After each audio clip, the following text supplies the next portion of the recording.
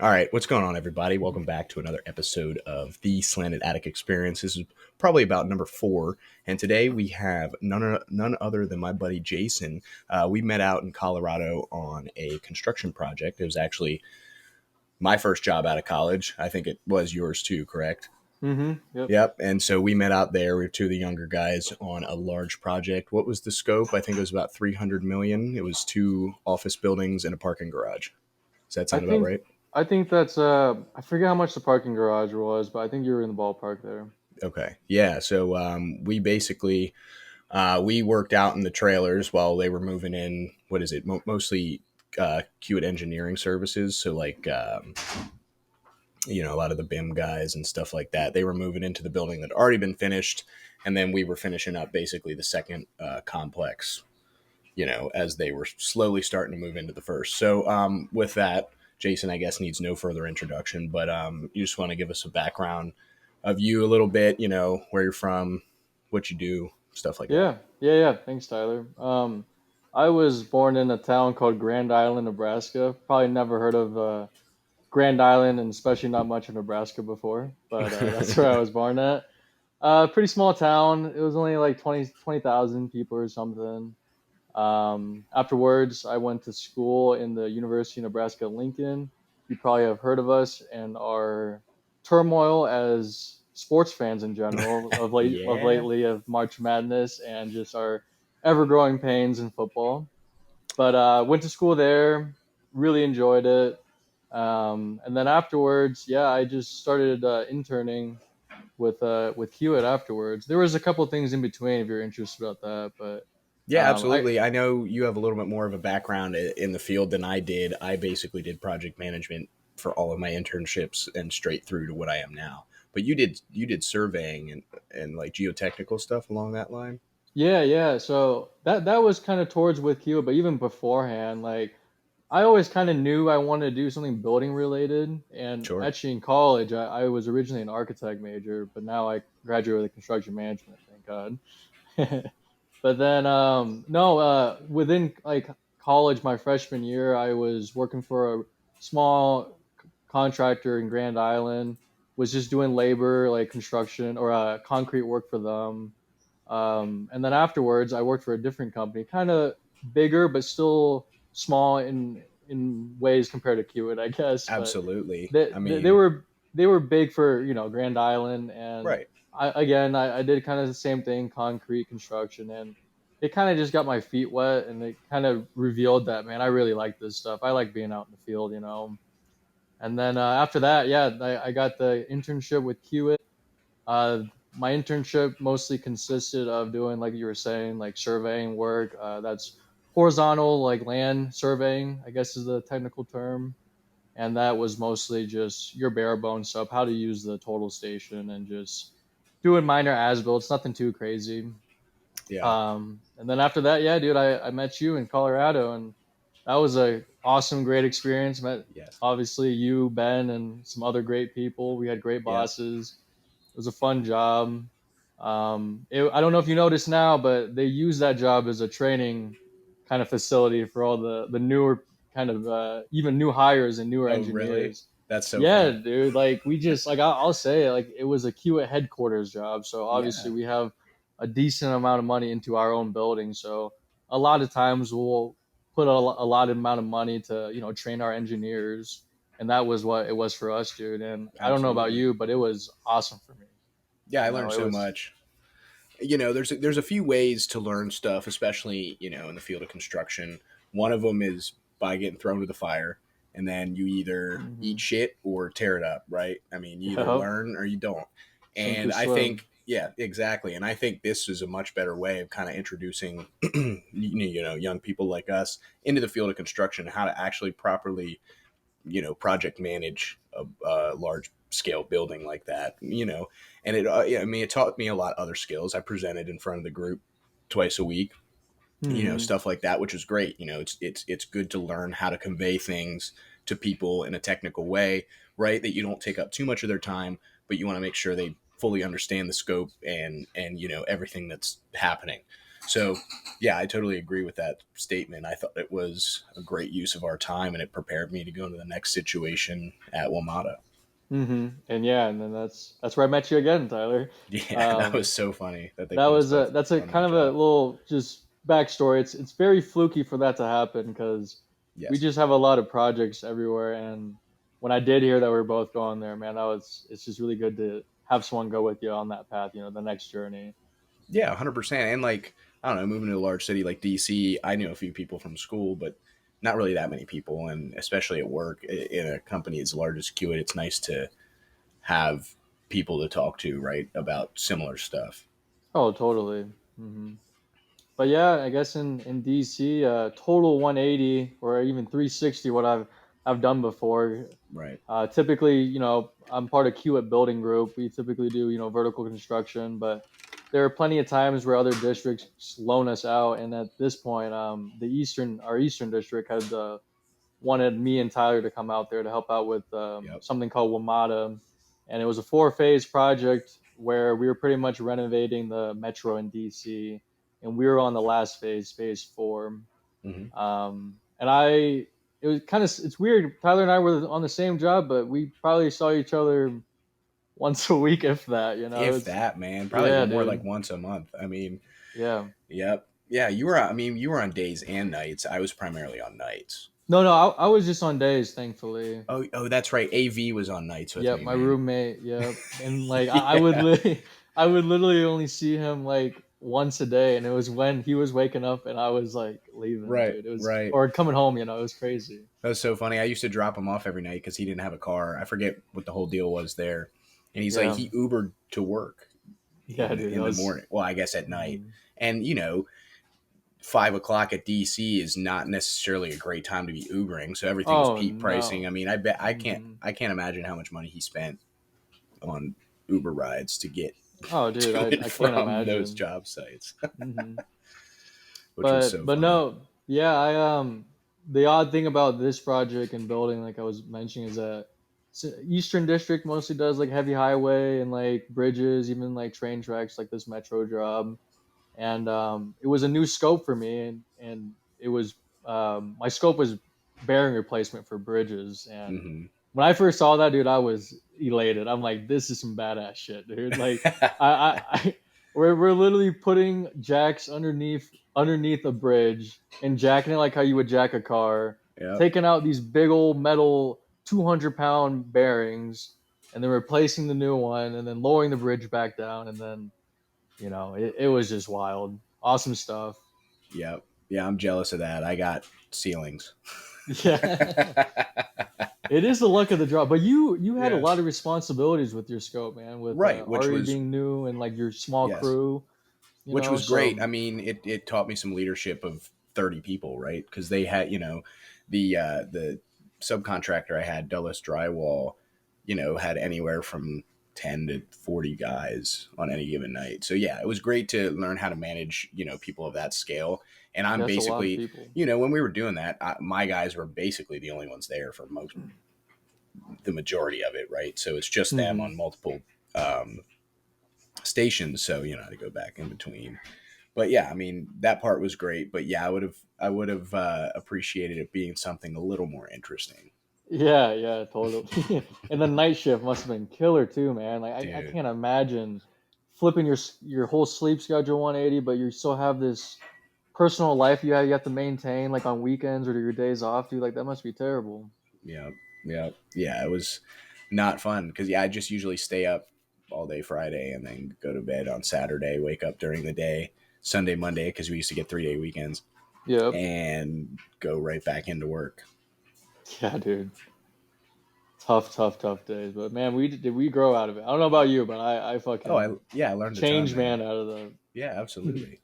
Absolutely. And that's why that was such an impactful experience for me, But hmm yeah, I did not appreciate that they wanted me to move right again, right away. I was pissed. Yeah, yeah.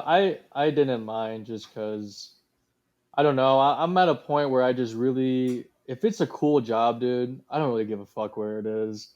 If Right. it's like Yeah. in that $100 million plus range, like yeah, send me there. I'll fucking do it. Yeah, absolutely. So, is there anything in the pipeline that you'd be wanting to go to after this rolls up? You probably what we were saying before we started, probably about Yes. a year-ish out. Yeah, I'm now coming up to around 4 months in my role, so I still got about a year and some change, or maybe Right. less than that. Um, but we actually have a project called the Stadium Memorial Stadium renovation, and it's at my alma mater at UNL, and Nice. it's yeah, dude, it's sick. And we actually just won this project. Like I want to say in the last couple months, we just got a verbal award or something, and now we're just working through all the pre-con stuff. Of But course. so it's still pretty early on, and it's going to be definitely a multiple phase job.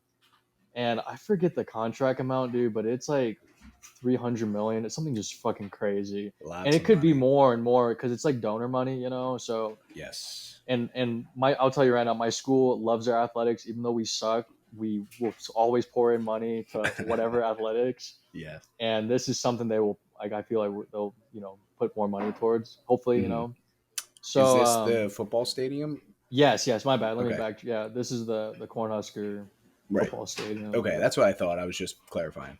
Yep. And the scope is pretty. The broad of the scope, or the big chunk of it, is essentially demoing the entire south side of the building. That's And crazy. yeah, dude, it's like a lot. And Yeah, I'm um, sure.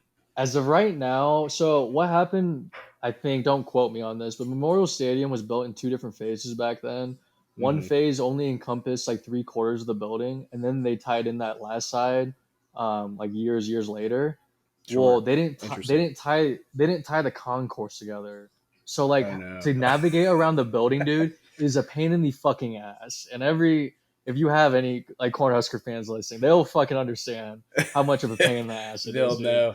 Yeah, I'm sure everybody that's been to that stadium will know about Yeah, that so one we're gonna make section. that a 360 loop, and then I think on the top side it only goes like 180, so we're gonna extend that out to like 270 at least. And then Nice. like it's gonna be a big like internet boost too, getting like fiber or something in there, Yep. and Yep.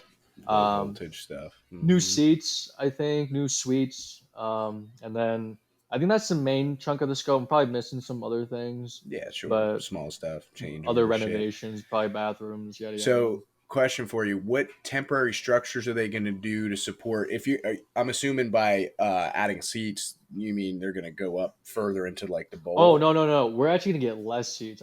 My Oh, bad. I okay. don't know if I said add No, no, more, no. but I think I took that out of context. When oh, you you're said you good. guys were increasing something, I probably took that as adding more seats. But like, No, kind of we're what my question was going to be, like, I think under current like code, Blacksburg Stadium, Worsham Field Lane Stadium is not appropriate for like modern day building code.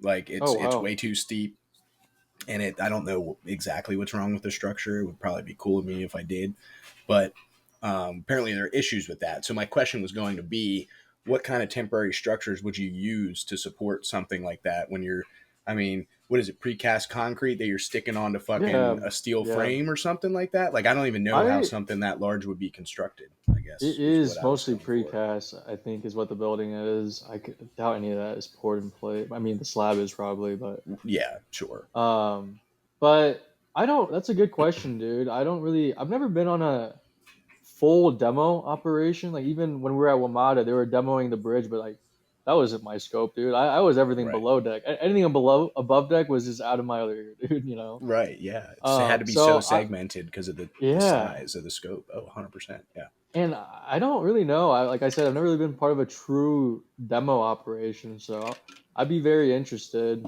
We as of lately have been definitely utilizing more what's the word? Just project funds to support TSCD, Hmm. temporary structure and construction devices costs.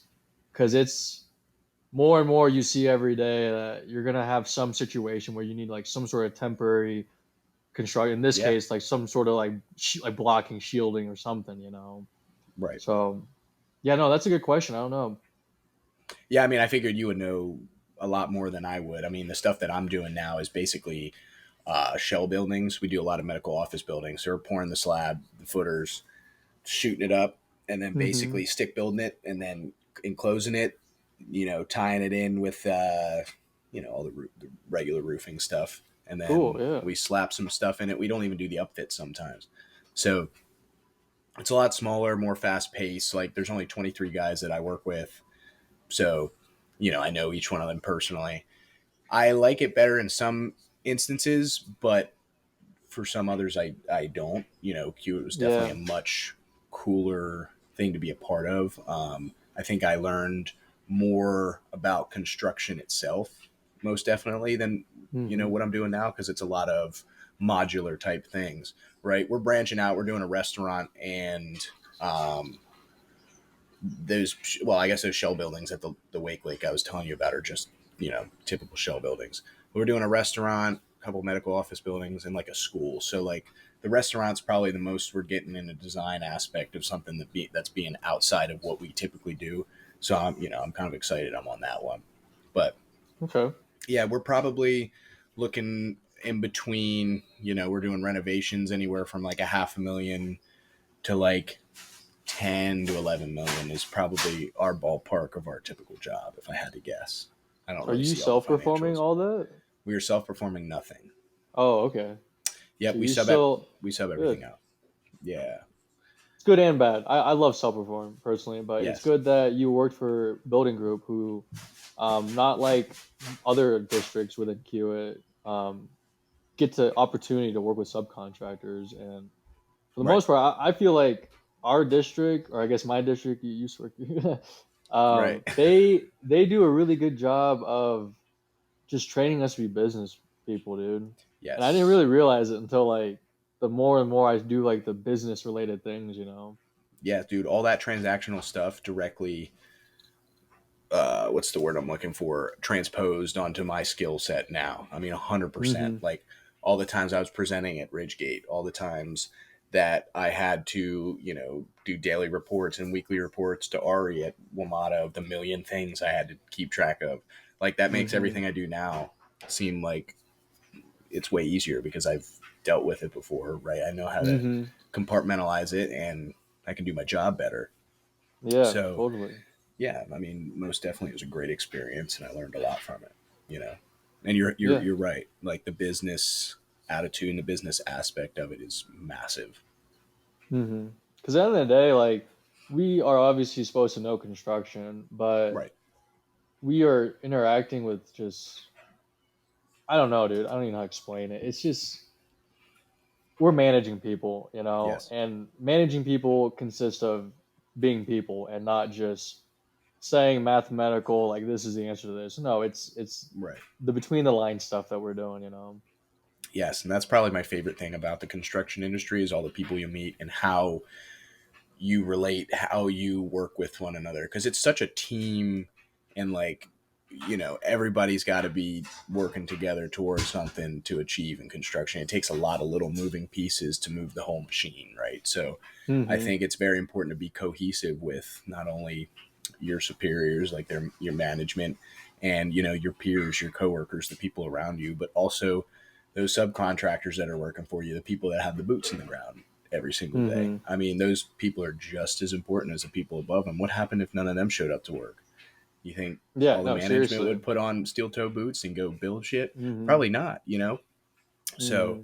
everybody's just as important when it comes to something like construction, and especially all these blue collar trades that are getting a bad rap, I think, in today's society. I don't want to say like media outlets, so I don't really talk about that.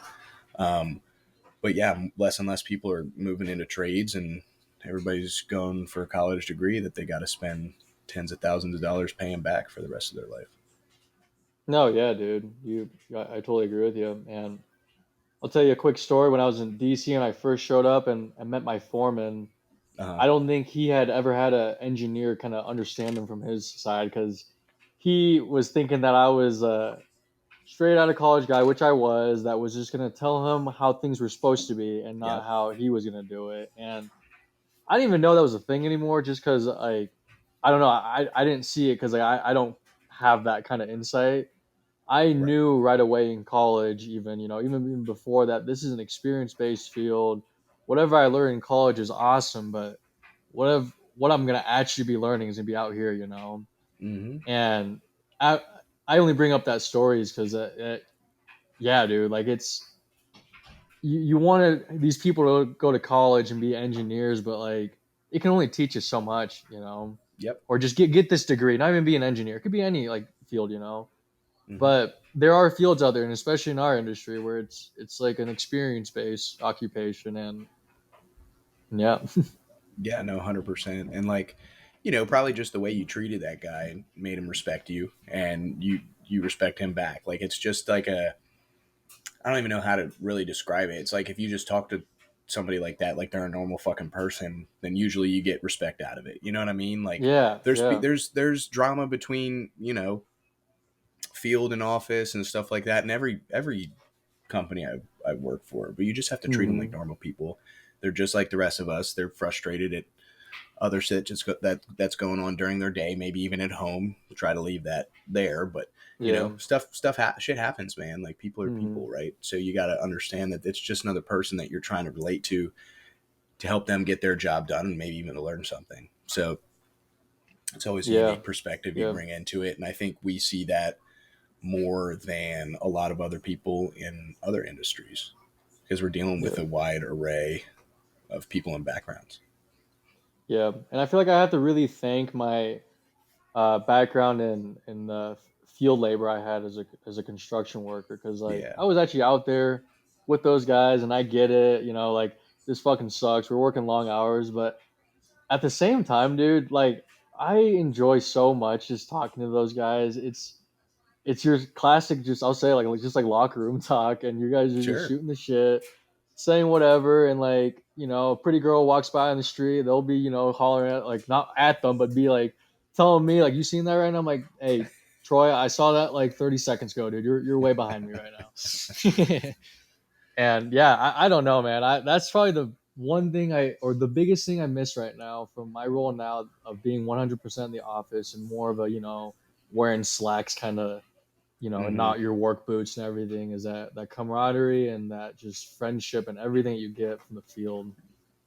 Yeah, man, they're just normal people. They're normal people that live regular lives and say what they want to say. They're not caught up in the middle management, middle class economic bullshit where everybody's worried Yeah. about getting canceled for what they say and how to treat something or somebody else. Obviously, there's boundaries to that, but in general, like I mean, you have to watch what you're saying at all times. Somebody be videotaping you, take something out of Hmm. context, to text, to video, a photo. And I don't know, man. The internet's a wild place. So, Yeah. yeah, I mean, it's super cool to be around people that are just down to earth. Yeah.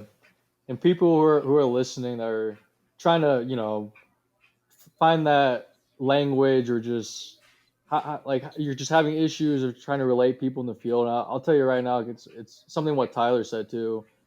I may have this awesome experience and just I feel like just natural act of being able to talk to these field guys, Yes. but it doesn't happen in one day. Like they're not Right. gonna just they're like what you said, dude. They're just any normal person. Like trust is not built right away, you know. Right. And like I'll tell you this story. What really bonded me and my carpenters together, and it was I was shooting anchor bolts for a building. Nice. Just a little backstory.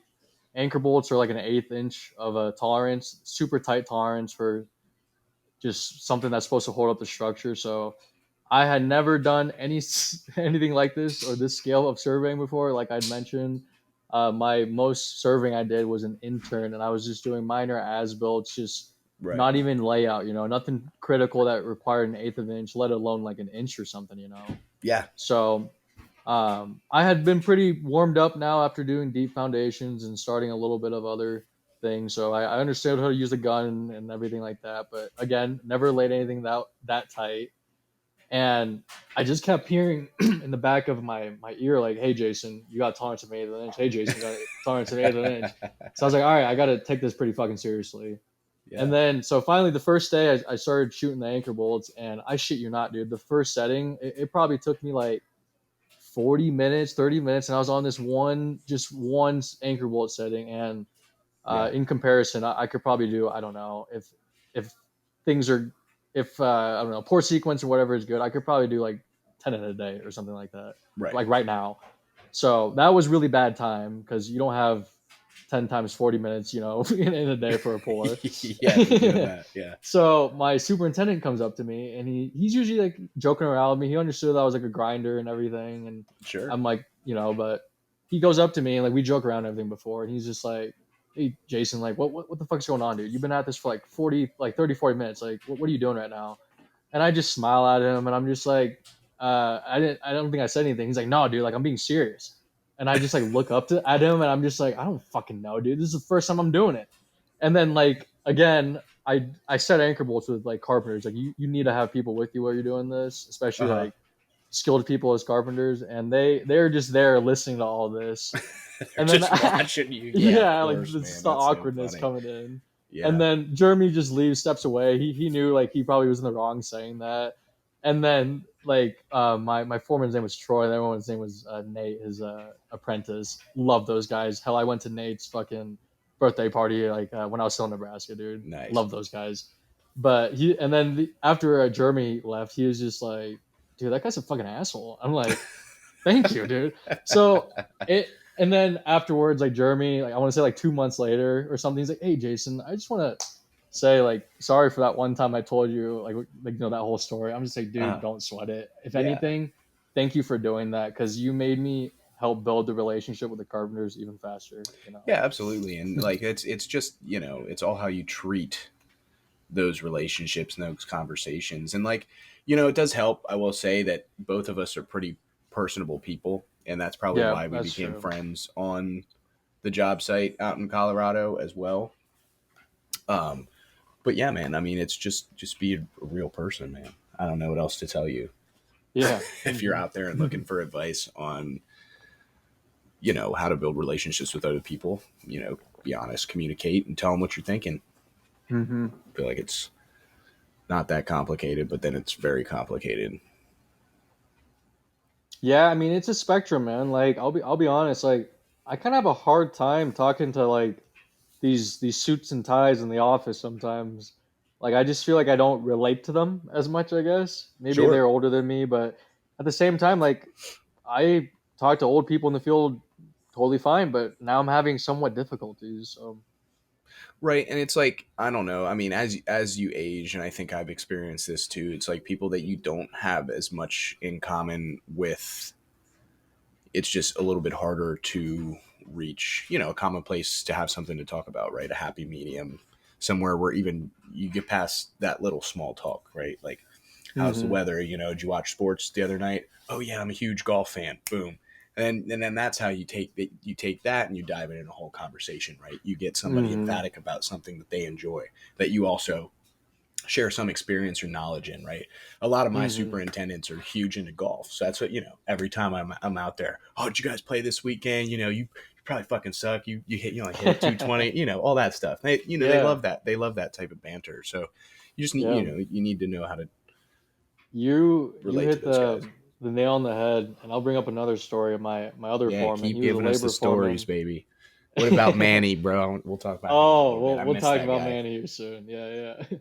But my last project out in Omaha, same one. I had a labor foreman named Jim, and he's kind of quieter, grouchier dude, kind of an older guy. Just says what he's kind of told, kind of stays in his own lane, kind of thing. And Sure. every time, like I would talk to him, like I tried warming up with him, but like hell, like we've had our small confrontations, and I knew what his hot buttons were. He knew what mine were, Right. Yeah. yada yada. And but we could just never like relate. I ever feel like, but like Jim was really cool, and I really liked him, but I just felt like we could never click. And then finally, one time he like brings up his dog, like this new dog he got, There and you like go. I have never heard this guy talk so much about like something before. And then so like every time I go out now, like not all the time, I don't want him to think that I can't burn out the gym conversations, you know. Yes, of course. Of So course. every once in a while I'm trying to get something out of him, like, hey Jim, how's your dog? Boom, 15-minute conversation out of Yes. him, dude. Exactly. Because So that's what he's I bring excited about. yeah, and I bring up that story because yeah, you're totally right, dude. You will have people that are quieter, like Jim, or just people that don't want to be open, but there are things that will make people talk. Every Yeah. single person. Yep. Yep. And it's, construction is so much about building those relationships. As much as people think it's about the actual structure itself. It's like I'm getting to see how the financing is done. You know, I process some of the pay applications, lien waivers, stuff like that. So I'm seeing the budgets. You know, what different companies are costing. You know, electrical compared to mechanical, or even your flooring guy. We don't do anything overly complex, but Mm-hmm. sometimes we do have specialty contractors, and they're very expensive, and they it's fun to see the breakdowns of labor, equipment, and material. And they send us Oh, a totally. full cut sheet of like everything that they're using and how many hours of what stuff. Which also the estimating side is super interesting as well. Mm-hmm. Trying to conceptualize and get a price pretty much spot on. I mean, you're always going to see change orders, but we're actually finishing a job right now, I think, that doesn't have any change orders. I think I issued a What? $400 deductive change order or something like that. Oh, dude, your boss better be giving you all the gold stars, all the brownie points. All the No change pre-con orders? guys, all the That's pre-con crazy. guys. Yeah, Oh yeah, yeah, yes. I think it Give was love to it, those it guys. was something a little bit smaller, and it was more of a I think it was more of a renovation than it was a like new construction build. So that always helps when you have the exact square footage of vinyl wall covering you're going to replace. You know what I mean? So Yeah, yeah, yeah. that definitely helps. But yeah, I mean the guys we have are very good at their jobs, which is nice. And then it's just a well-oiled machine. And then we brought in a couple of people recently, a VP of operations not too long ago who's done really well. Talk Good. to him about some stuff. Something that you did talk about earlier that I didn't get to circle back on was the self perform work. And I asked him that question. We were in the car driving back from a job site or whatever, and I was like, hey, like I just had a question. The last company I was at was did a lot of self perform work, and they made pretty good margins on something like that. But they're super large companies, so they have a massive workforce and a big larger scale of shuffling people around and doing stuff like that. And basically, in a nutshell, kind of what he told me is we were too small to attempt to do something like that. We wouldn't get large enough returns to make it profitable, but also taking on the liability of Yeah. dozens of workers that could get injured, and a lot of other things that come with that. So Hmm. yeah, I mean, at the end of the day, I would like to see it. I think it gives us a little bit more control over the general conditions of a construction project. We currently sub out to some guy who runs a company of him and 20 of his buddies that just do general labor. So we've got a Hmm. pretty good relationship with them. But honestly, I'd like to see that under our umbrella of 15 guys that are doing general maintenance. They can go out and do general repairs. They could do, some framing stuff, setting forms, and basically, general laborers that could assist other trades if they're under on their manpower if we absolutely need it, right, to speed up the critical path. So I think there's a lot of options there that we could work with, but I don't know if we're in the how to put this like correct space to be, putting that overhead on very aggressively. Yep. And it is a double-edged sword because I am so favorited on self-perform just because I have a very hypocritical view on it because I get to live through it and have fun doing it, Mm-hmm. but on the back end, like I don't see if we make money. I mean, I do, but I'm just doing like the fun part of the self perform, I guess, and I'm not worrying about Right. all like the consequences that come with it. Yeah, I am at a risk because I'm out in the field now with these other guys in the field with us, and Right. we're obviously running the operation. So if our guys get hurt, it's like our guys. Even it doesn't even matter who it is, but Right. Yeah. it's I mean, just yeah, absolutely. You want to treat it you like know. that regardless if somebody gets injured on one of your job sites, right? But Hmm. I totally understand what you're saying, and I agree with you. Hmm. Yep. Yep. I'm rewriting our safety handbook, getting on board with that.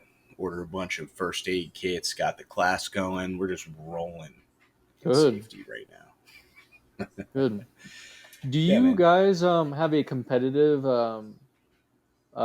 just bidding, or do you guys kind of have your main players, subcontractors already figured out Yeah, by now? we do competitive bids. We encourage a lot of the companies we work with to submit bids for a lot of our stuff. Since we're in a pretty, I wouldn't say small field. We do a little bit of array of different things, but they're all mostly shell buildings, stick built. Like we have our bread and butter. We're good at it. So Mm-hmm. a lot of the companies that we use can be used again, right? And they can Yeah. do more than one project.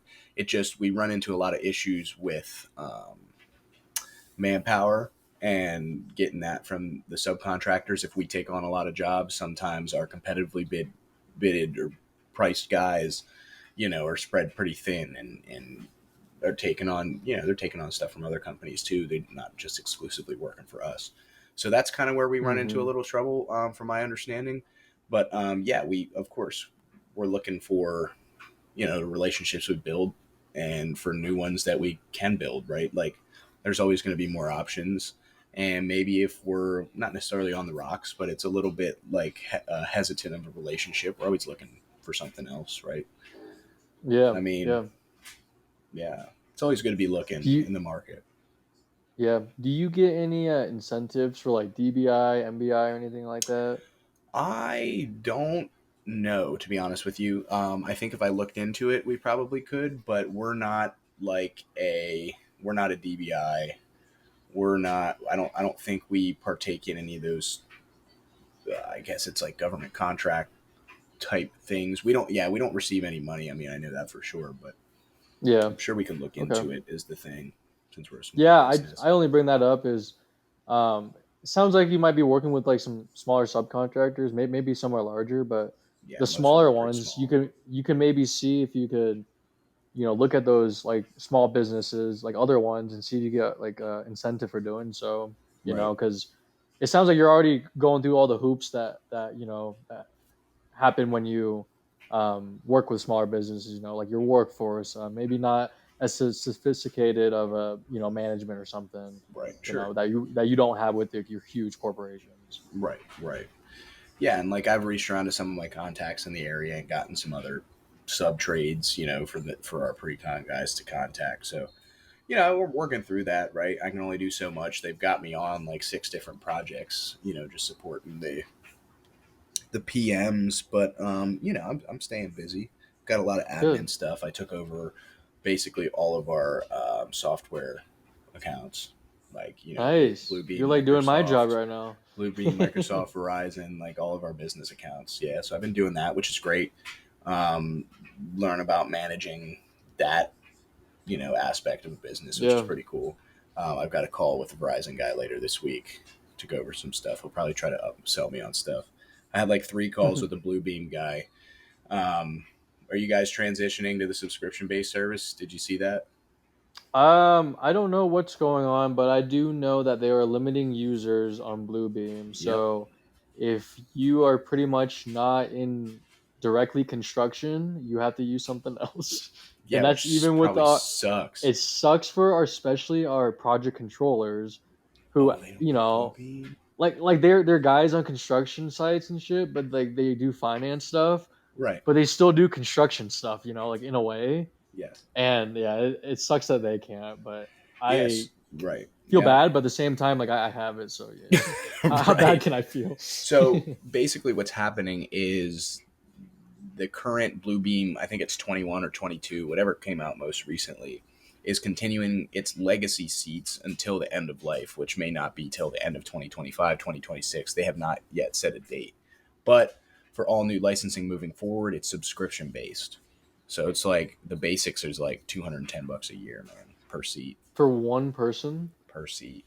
do they have something like organization like wide that you can do? I'm sure at y'all scale they would probably have something, but for us, no, we have to purchase individual seats. But Oh wow. thankfully, I think it's like 16 of our 19 guys already had the legacy seats. So I'm upgrading one because we need one on another device. But if I upgrade it, it's cheaper and it can be used on up to 5 devices simultaneously. So, but it Okay. would prohibit from different users being logged on to the same Bluebeam license at the same time. It's only one user, but can be on 5 different devices.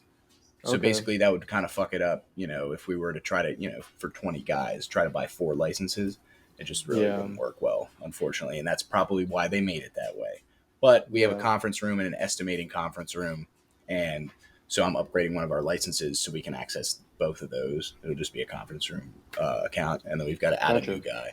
But yeah, I'm not upgrading anything else. They tried to give us like promo pricing, and I'm like, dude, like you're continuing maintenance on this until at least the end of next year. I'm not going to spend $200 per account, for Yeah. 13 accounts until I have to. Mm-hmm. Like, I'm Jeez, trying I to did get you not know your that. bread, dude, but I can't pitch this to my management, you know? Wow, yeah, no, that's surprising. I did not. Maybe that's why they started rolling that out then. Probably, if I had to guess. I Hmm. mean, yeah, it's like ridiculously expensive. I don't know though. I'll have to look up what's Bluebeam looking like. Are they publicly traded? It's a good question. I'd throw some money in that. Dude, H&E Equipment Services has made me so much money. The HEES equipment one I Yes. told you about, dude, it's a Yes. print. Yeah, dude, I'm up like it's 45%. I'm telling you, dude, it's crazy because like I kind of I went on a spree of trying to find a bunch of good infrastructure. I mean, I still continually try to do that, and it's really good. Um, when you're like an engineer, especially when you're reviewing like submittals and product data, dude, that is when the stock like mine should start clicking a little bit too. Because like I started investing in like some drywall, like some majors, Oh yeah. like like with all the submittals I've done so far, like I know like the big names and Right. like because you see like specs don't change. They might like every once in a while, but like your Yeah, main dude. They're all your the your same, man. you're like uh, the day that Sherwin Williams isn't on a spec sheet, dude, is the day the world is not spinning, dude, Yeah, you we always know. have Sherwin Williams for everything. So it's shit like that, and like the small things too. Like you'll go through your specs. Like the main supplier for gypsum is like some like I forget what it's called. Let's look Like it it's up. like a major supplier. Here, let me. I forgot what it was. Um, where's my phone at? It's something Eagle. Major It might just be. vendors. Um, Saint Gobain, Gyprock, X-Tex Group, Gulf Gypsum Company, it is. Eagle Materials Inc. Yep, there you go. Eagles material. That one will always be on your drywall spec, at least in Nebraska. Yeah, they're from But yeah, dude, Texas. it's just stuff like that that I always try to look for. And Yeah, it's so surprising that like I had like a talk with a my framing foreman. He was a subcontractor, and we had built again like a really good relationship. And I just some random day I'd asked him about like no, actually no, dude, I didn't ask him about this. It was like the towards the end of my time with him, and after I moved and everything. uh-huh. And out of all the conversations we've had with this dude, and like you already know this, but for the people, I fucking love my stocks. I definitely pay attention to that stuff, and Yes. I've been doing it. Like I was day trading my senior year of college because I had literally nothing to do, and it was just so fun. I learned so much about the market, Yep. technical wise, fundamental wise, yada yada. But anyway, like this guy like brings up something stock related. I'm like, dude, John, I would have never fucking thought that you're in the stocks. Like, how do we Right. never had this conversation ever, dude? And then like he just asked me like, what do I look for? I'm like, I don't know, dude. Like, and I told him the same story you did. I'm like, what's your drywall? Like, what company is that? He's like Eagles Material or some shit like that. And he's like, Right. I'm like, go look them up and see how they're doing. And they were fucking making a killing, dude. I'm like, Yes. it's shit like that, I'm you looking know at their that. charts. I mean, it's Yeah, basically green the whole time, except yeah, for in and it 2020 during COVID. yeah, it's just stuff like that. I'm like, know what you know framing, drywall, all the interior, exterior wall shit way more than I do. Like you know all these smaller companies. Like I'm just Right. seeing it from like what I see, but I pretty much told them like kind of invest in what you know best, and then sprinkle in like Yeah. some other things that you know your blue chips, your ETFs, Yes. indices, yada yada. Yep. I made good money on AMD. Picked up only a single share of it, but Dude, I and then 90%. also at the end of the day, you could also follow what's her name? Nancy Nancy Pelosi. Pelosi. Yep, I had bought Nvidia right when she told me to, and thank you, Nancy. I Holy mean, shit, you're the dude! one who told Nvidia me is going about crazy. unusual whales, right? Yeah, yep. That was It sucks now because I used to love using them, dude, but they went to a subscription based Twitter, Yep. and yeah, it just sucks because like they are actually really good at releasing like good news, and I don't really hate on them for a bit, but I just don't want to pay for that right now. Yeah, I follow him on Instagram. No, but yeah, They're that's pretty where I good for that. mostly get my stock related updates because I mean I'll read the news occasionally, but um, Twitter can be a great resource. Honestly, like there is a lot of bullshit and memes in there, but like half my Twitter is just like stock accounts and guys just like that solely are technical traders or just fundamental guys or crypto guys, etc. All right, so let's read off the recent insider trades. She Nancy Pelosi bought. Oh yeah, did you see what she bought? She bought yeah, shares in that it's data off engineering company that's it's private or yeah, whatever, it's held off by. the market. Yeah, Yeah. of course, of I saw course. that. She figured out finally that everybody knows what she's doing now. Well, Decided to do. she's really into cybersecurity too right now. I think I saw that. Everybody's selling Meta. Dude, I'm really bearish right now, and I'm just kind of waiting on my bear in or just ideology to come to fruition. So I haven't really been buying anything lately. Yeah, I've been keeping some cash. I want to invest in a gold ETF. Even better, I mean, I'd love to put aside the cash to buy a gold bar. Yeah, Um, dude. I mean, that's just a flex too.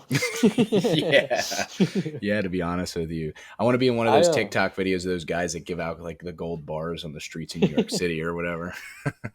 my quote unquote gold bar was buying an Ethereum token a couple months back, and let me tell you, dude, it has been going absolutely ballistic. Yes, I still have some I money. bought I bought Ethereum at like just under 2 grand, and now it's like 36. Yeah, yeah, it's crazy. Yeah, I lost some of my money. Well, half of my money invested in that from the Qt days because the Yeah, crypto platform that I was using suggested to me by someone I won't name. really. No, I mean I would name them, but I don't know. I don't really Oh, want I to thought you were name talking about drop. me. No, no, no, it wasn't you. Oh. I thought that was a shit on me. I'm like, wait, when did I tell you to do that? No, no, no, no. It was one I of the superintendents. I'm Oh, sure you okay. could guess who. I won't name names. Okay. But I actually got burned too, and it was just some bullshit, dude. I tried using like I don't even know what I did, dude, but I lost $500 and it's somewhere in the crypto universe right now. It's Yeah. Hey, man, it's that's the like risk involved, though. Like, it can just disappear like that. That's what people don't I was understand, just you know? I was just being stupid. I don't even know what the situation was, but I was just being stupid, to Yeah. say the least. Yeah, and it is what it is. I mean, that's the risk associated with the stock market and the crypto market. And Oh people yeah. need to understand that, when they try to get into it. Hmm. It's not just like, some 10 years ago, I was using 2 Bitcoin to buy a pizza and now it's worth $70,000. Dude, That's right? not, It's a I lot of mean, pizzas. as crazy as that is, and I mean, it's true. I mean, that's not simply how it works anymore. I would love to have a Yeah. mining rig, but I mean, I'm sure by now you have to have like 10 of those RTX 4070 G forces or whatever Yeah. to I don't even even mine a know quarter of with one. Let's see. How long does it take to mine a Bitcoin? 10 minutes. What? wow. 10 Wait, minutes to wait, hold on. Okay. This is that can't be right. bazinga.com. As of Sunday, March 10th, 2024, it would take 1,618 days to mine one Bitcoin at the current Bitcoin difficulty level, along with the mining Because it's hash just rate and like block reward. because if I correct me wrong, it's like just cracking like a big ass like algorithm essentially, Yeah, right? yeah, exactly. So like the more powerful and powerful computers that people create to process more and more complex algorithms, basically math problems Yeah. at Yep. a Yep. crazy rate, then you can Yeah. have a Bitcoin. Yeah, people were literally doing it a long time ago for random ass reasons. One of my, I you remember Graham? He's been on the podcast. His roommate sold some Bitcoin when we were in college and made some money. what? That's Hmm. wild. Yep, yep. Talk about that another time. I'll give you the give you the numbers, but yeah, I Yeah. mean, okay. Actually, here we go. Here's an Investopedia article. What is Bitcoin mining? Bitcoin mining is the process by which transactions are officially entered on the blockchain.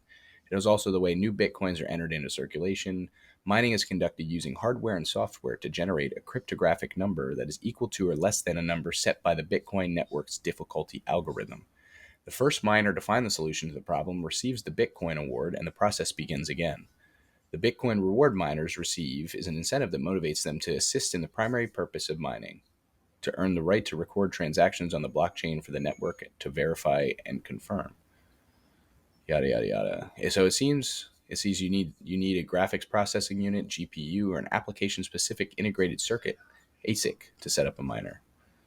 Why Bitcoin needs miners, yada yada yada. Yeah, it's at 70,000, isn't it?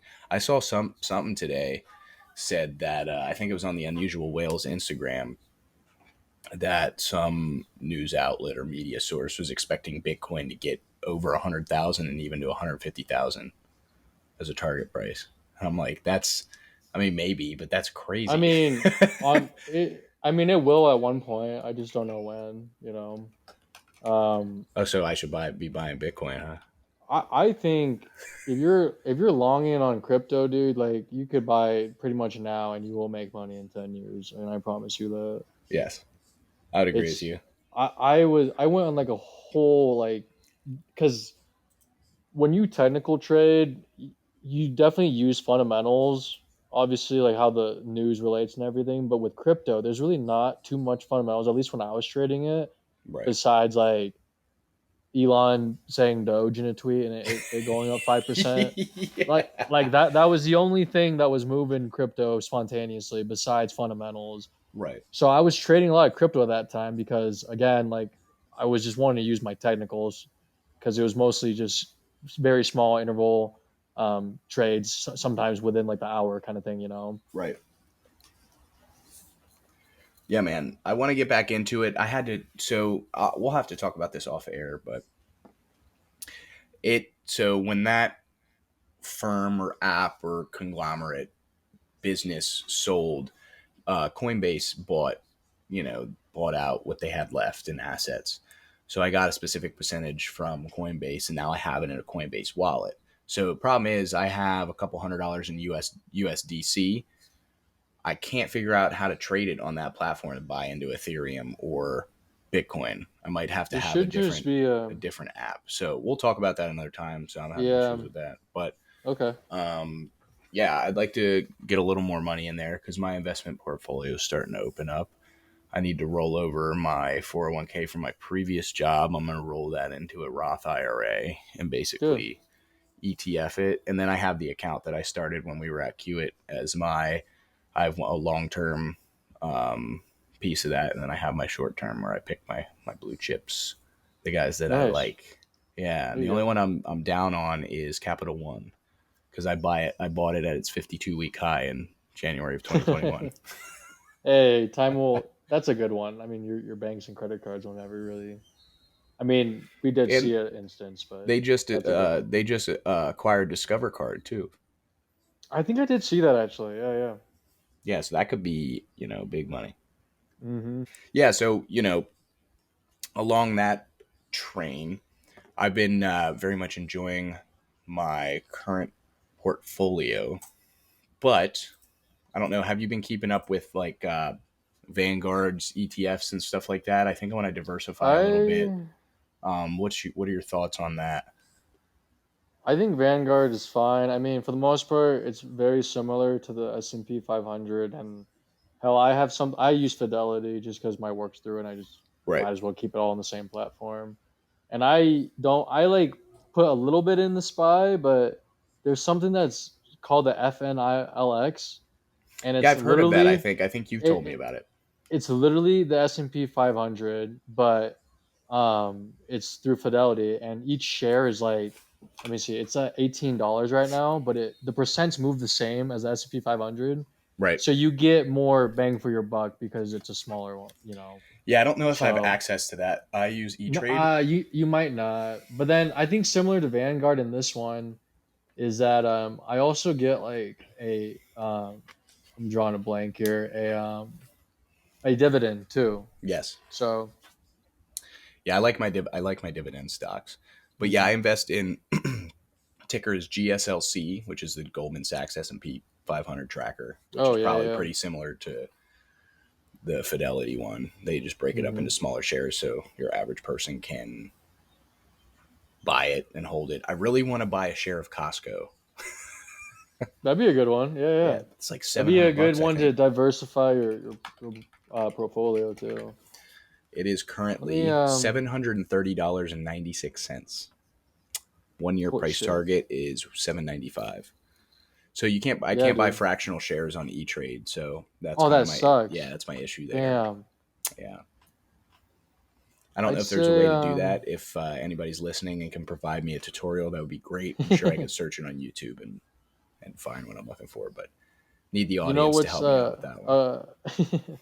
you know what's a good one that probably has just blown right through your head or right over your head that you haven't thought about? What?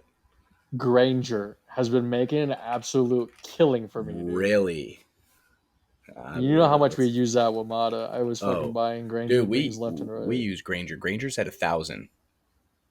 I am up 44% on Granger right now. Yeah, I'm up like 44% on H&E Equipment Services. We were driving Yeah, downtown dude. the other day on Patty's Day, and I look out the window of the car I'm in.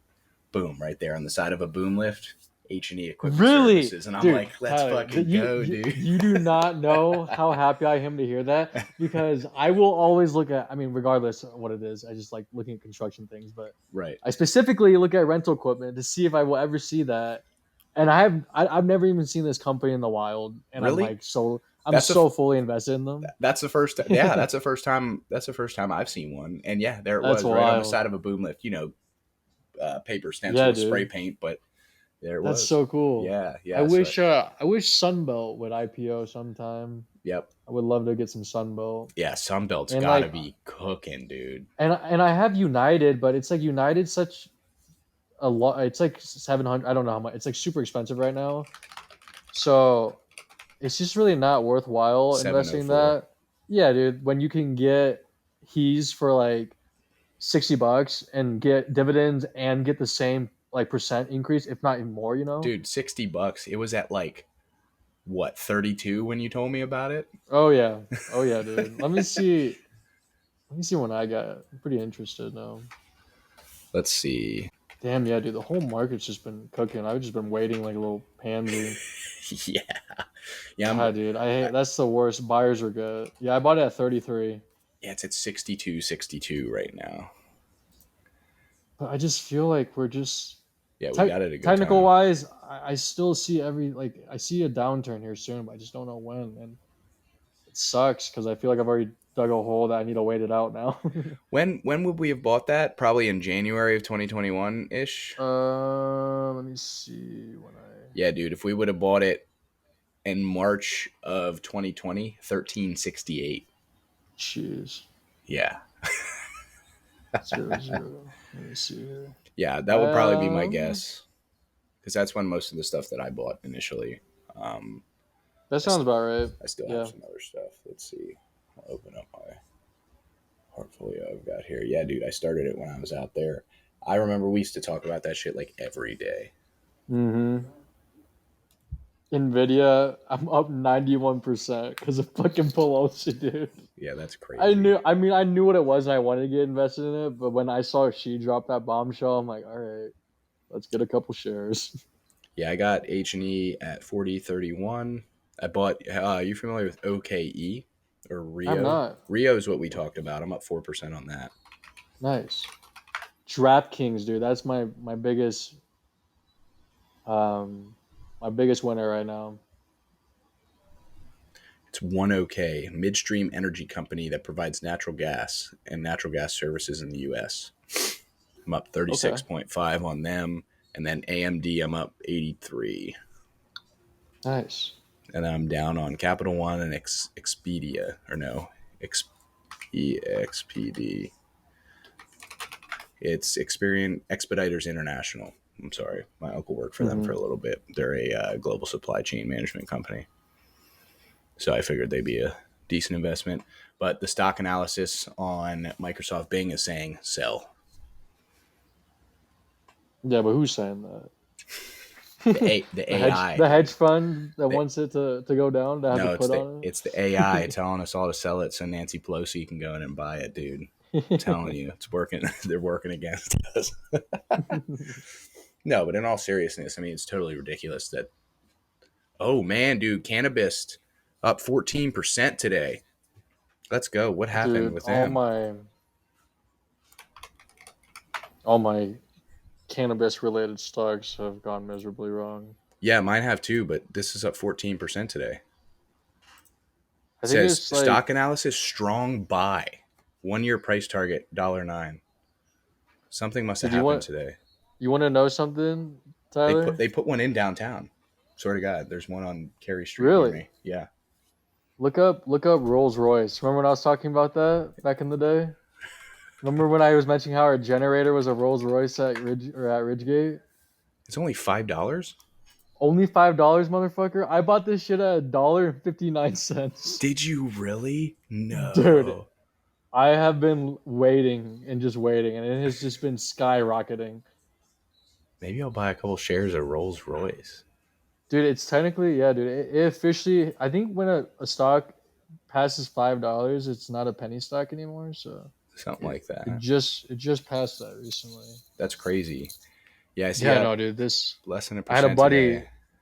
I had a buddy who told me about this, and like I have a good amount of shares, but he has like a good amount of fucking shares, dude. Are And we like in the I 0 to 100 range, the 100 to 1,000, or above that? he's a I'll say he's over 500 and I'm under 500. Yeah, that's crazy, We'll say man. that.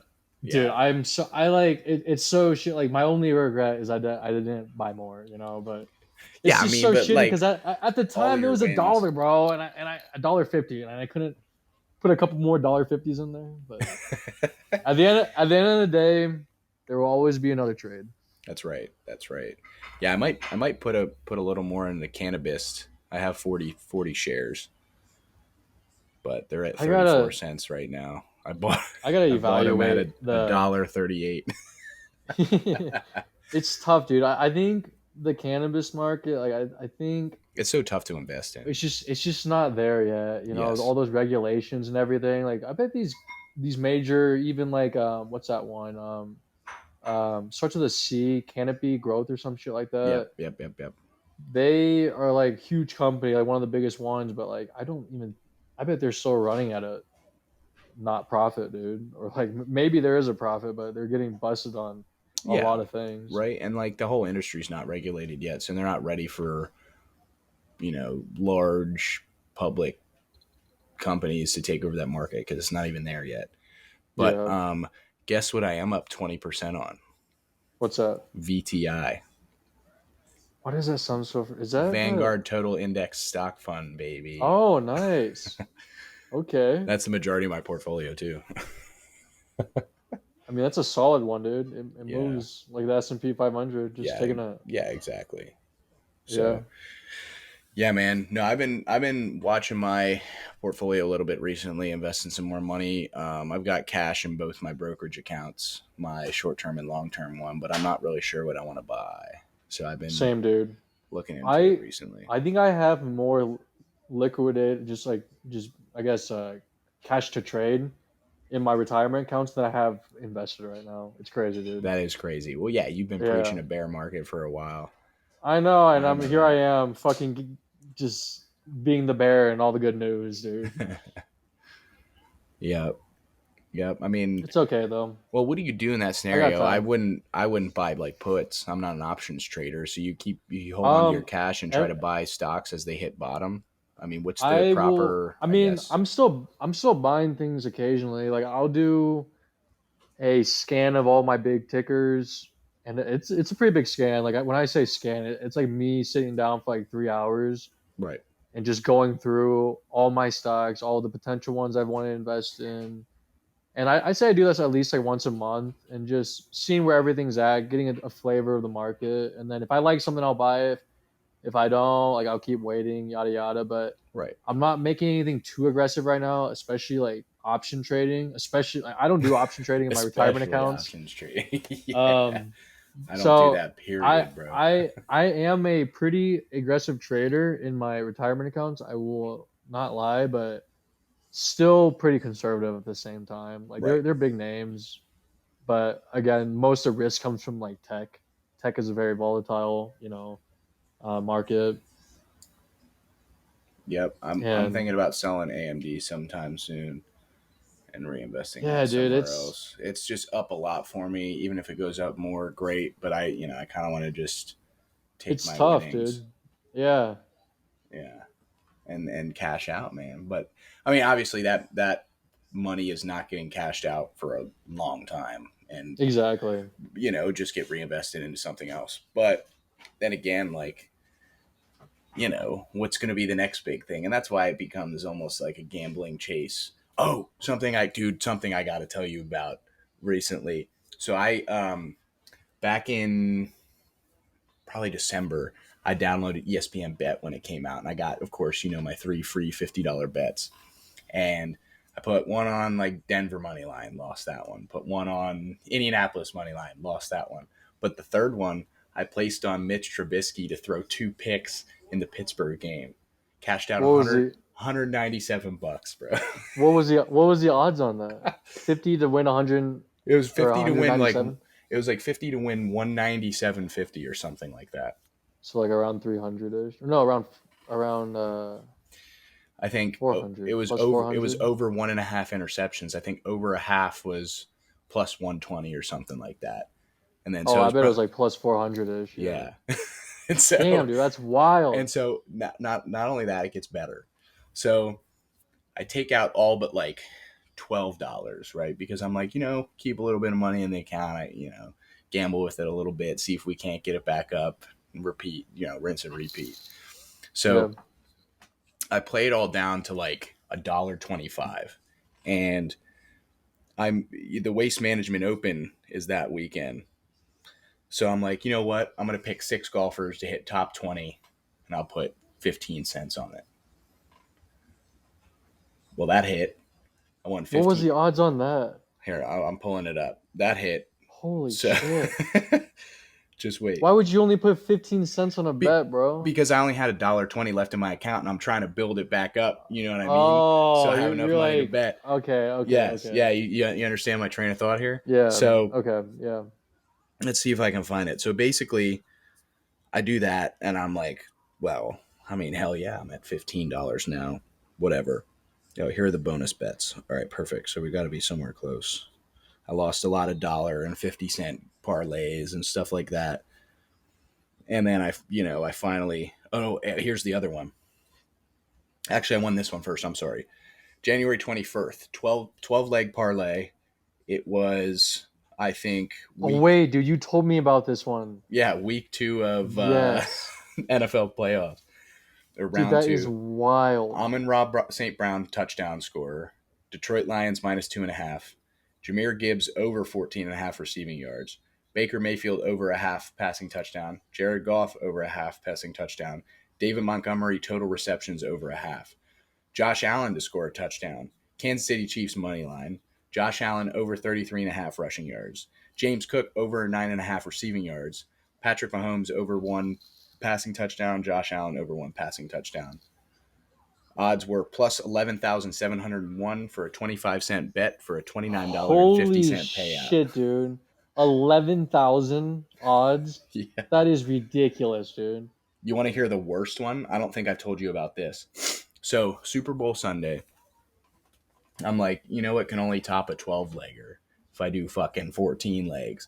So I place a 4-leg parlay on the Heat Celtics basketball game in a 10-leg Super Bowl parlay. That hits before the game even started. So that was Jason Tatum double-double, Tyler Hero over 15.5 points, Celtics money line, Bam Adebayo double-double.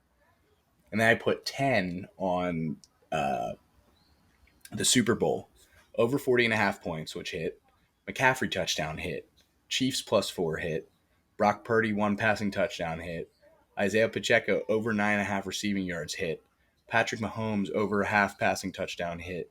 Christian McCaffrey total receiving yards 24.5 hit. Fred Warner over 5.5 tackles and assists hit. Elijah Mitchell over 1 rushing attempt You know what lost me the parlay leg, or the one leg that lost me Was it? it that one? Travis Kelce touchdown. Dude, oh my gosh. I just turned my phone off. The odds on that one were plus 17,438. Holy fuck, dude.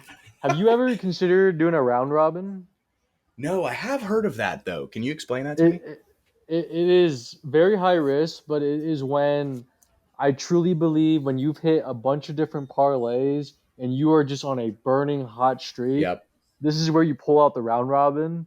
And essentially, like, let's say I got five teams or five picks that I'm really, really confident in, Yeah. but I want to break it up into three leg parlays. So that is a combination of 15 different parlays I can Right. do.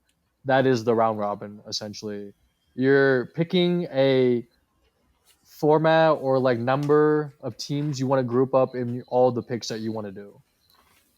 And let me tell you, dude, I've hit one round robin in my life, and it is the most electric feeling in the fucking world to know how right you are.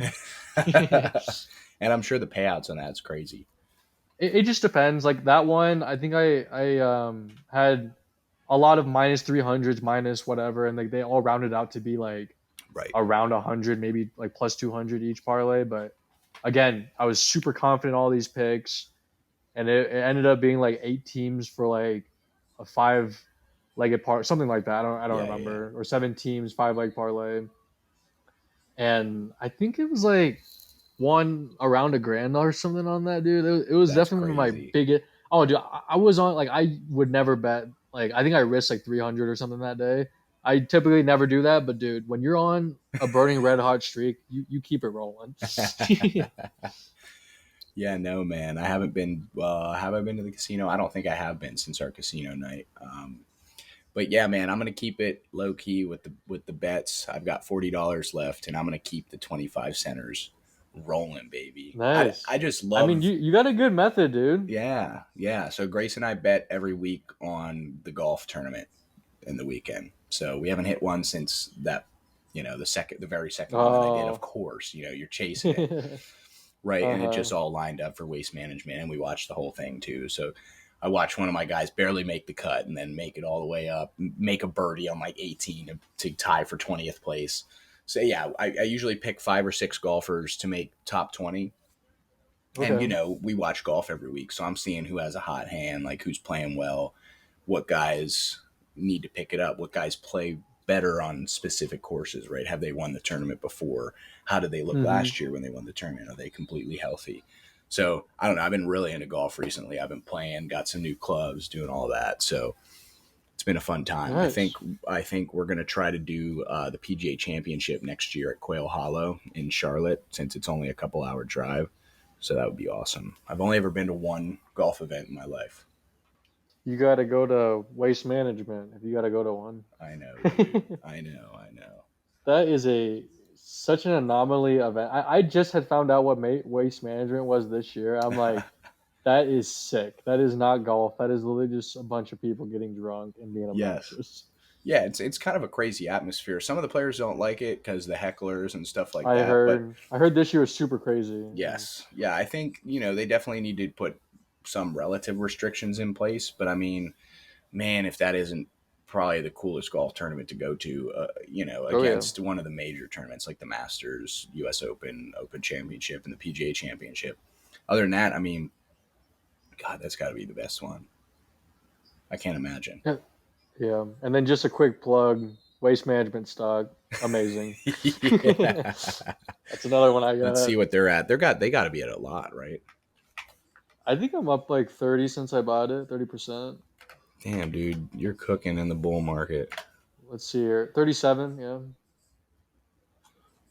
I mean, if you look at any trash can, and I really want you to go look around, Yeah. just even in DC anywhere, bro.